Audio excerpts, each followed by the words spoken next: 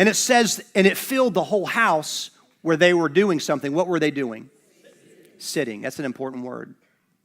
The sound of the presence of God filled the room. And these disciples, men and women, they were upstairs in what's called the upper room. And the Bible says that they were sitting there. In the New Testament, we already said it, at Mount Zion it creates sons, and sons are designed to sit. The Old Covenant created servants, and servants are designed to stand. If you go to a restaurant and your server comes up and pulls up a chair and just hangs out with you, no, you need the guy standing up. Go get my stuff, right? That's what servants do, and this was the Old Covenant perspective. Whenever Jesus read from the scroll of Isaiah, and he finished reading, he says, today, this favor that I just read about is fulfilled. What did he do? He went and he sat down. Even now, Jesus is sitting at the right hand of the Father in heaven. That's why whenever we see prophetic insight, Moses said to stand still and see the salvation of God. Don't worry yourself with trying to make it happen. No, son, sit. When you're sitting, you're resting. Someone say, I'm ready to rest. The Old Covenant pointed to not sitting, but standing.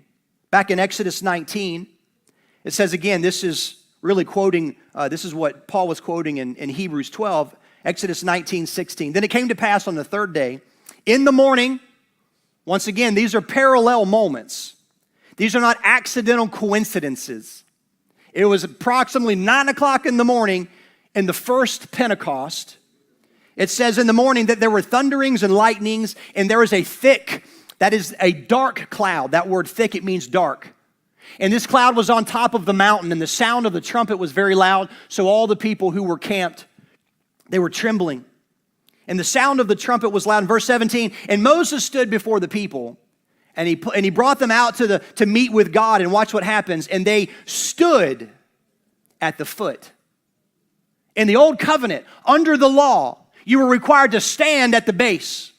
In the New Covenant, at Mount Zion, they were sitting at the upper room.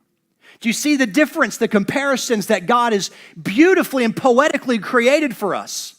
1,500 years has passed from the first Pentecost to this one, and yet they're perfectly similar, one the opposite of the other. Mount Sinai, the law requires you to stand at the foot. Mount Zion, grace, allows you to sit at the peak. Someone say, I'm ready to sit down.